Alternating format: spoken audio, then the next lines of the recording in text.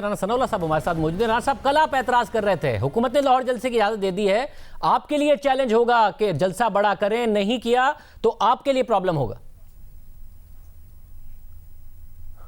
ये कोई चैलेंज नहीं है।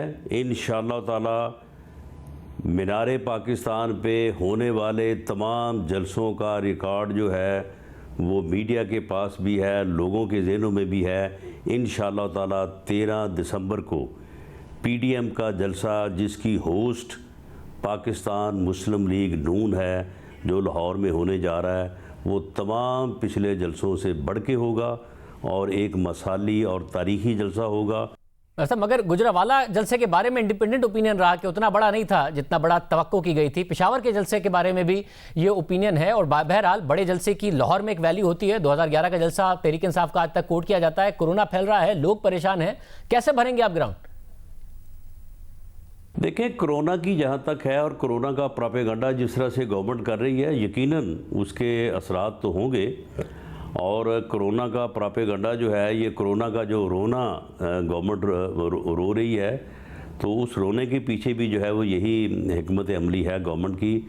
लेकिन इन तमाम मुश्किलात के बावजूद हम आवाम से अपील करेंगे कि वो अपने आप को ख़तरे में डाल के भी और अपने आप को जो है वो हर कीमत पे वहाँ पे पहुँच के पाकिस्तान के फ्यूचर के लिए, इस कौम के मुस्तकबिल के लिए, अपने बच्चों के मुस्तकबिल के लिए, और ये जो एक नाजायज़ सेलेक्टेड हुकूमत मुसल्लत हो गई है, इससे निजात के लिए वो वहाँ पे पहुँचे और वहाँ पे अपनी मौजूदगी से अपना अजहार करें, ताकि तमाम लोगों को, तमाम कुव्वतों को ये बात वाज़े हो जाए कि पाकिस्तान के अवाम जो हैं वो इस वक्त अपने वोट की इज़्ज़त चाहते हैं।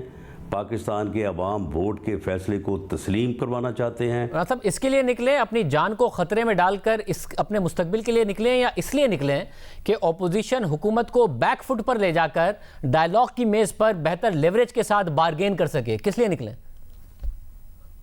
नहीं शाहजेब, कितना बैकफुट पे जाएं, कितना बैकफुट पे जाएं, किस बैकफुट की बात है?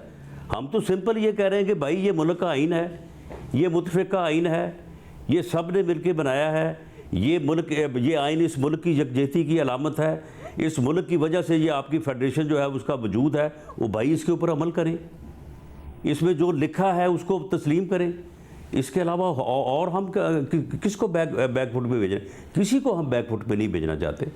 हम सब की इज़्ज़त करते हैं, हम सब का एहतराम चाहते हैं, सब की इज़्ज़त चाहते हैं, लेकिन आइन में जो दर्ज है, जिसके ऊपर पूरी कौम मुत्फिक है, उसके मुताबिक जो है वो जिसके ज़ुम्मे जो है वो करे और जो नहीं है वो ना करे। बस अब अगर ये बयानिया भी किस हद तक रहना है कि आवाम अपनी जान को खतरे में डालकर आपके लिए निकलें, कोरोना और फैले और मुल्क का नुकसान हो, क्योंकि वोट को इज्जत दो का आपने नारा लगाया, फिर आर्मी चीफ की एक्सटेंशन को अनकंडीशनली वोट दे दिया, फिर उसी आर्मी चीफ पर नवाज शरीफ साहब अब इल्ज़ाम लगा रहे हैं, तो अल्टीमेटली आपका टारगेट एक बेहतर डील है या वोट को इज्जत है? किस लिए निकले आवाम?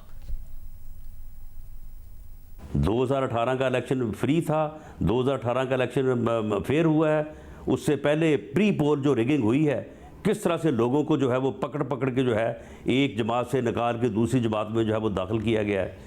किस तरह से जो है वो पोलिंग डे वाले दिन जो है वो आरटीएस फेल करके हर हल्के में जो है वो जो हुआ है। मामला ये है कि ये मुल्क इसलिए बना था कि इस तरह से जो है वो मामलात को चलाया जाए और उसके बाद जो है वो मर्जी के लोगों को जो है वो बिठा दिया जाए। वैसे मगर ये मुल्क इसलिए नहीं बना था, मगर क्या आपकी तहरीक इसलिए है जिसके लिए ये मुल्क बना था? हम ये कहते हैं कि जिस लिए बना था उस तरफ आ जाएं। चलें, आप इस बात को छोड़ें, 70 सालों में सबसे गलतियां हुई, लेकिन बिल आखिर आपने एक मकाम, एक जो है वो पोजीशन ऐसी आ जाती है कि उसके बाद फिर गलती की गुंजाइश नहीं रहती।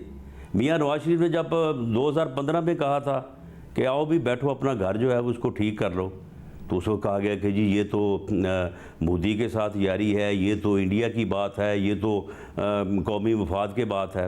अब फिर सारा कुछ वो किया कि नहीं किया? बेइज्जत होके किया और इसके बावजूद जान नहीं छूट रही। ये फैटअप की जो लेजिस्लेशन हुई है, क्या हुई है? ये सारा कुछ वही था। उस वक्त अगर कर लेते तो इज्जत से कर लेते, उस वक्त अगर कर लेते तो ग्रे लिस्ट में, ब्लैक लिस्ट ना जाते। उस वक्त नहीं किया। अब सारी दुनिया जो है वो जूते के साथ, डंडे के साथ आपसे सारा कुछ करवा रही है, और आप कर भी रहे हैं और जलील भी हो रहे हैं। आए, एक फ्री फेयर इलेक्शन जो है वो करवाएं, आवाम जो फैसला करें इनके हक़ में करें, हम तस्लीम करेंगे। किसी और के हक़ में करें, हम तस्लीम करेंगे। अगर हमारे हक़ में होगा तो बाकी तस्लीम करें।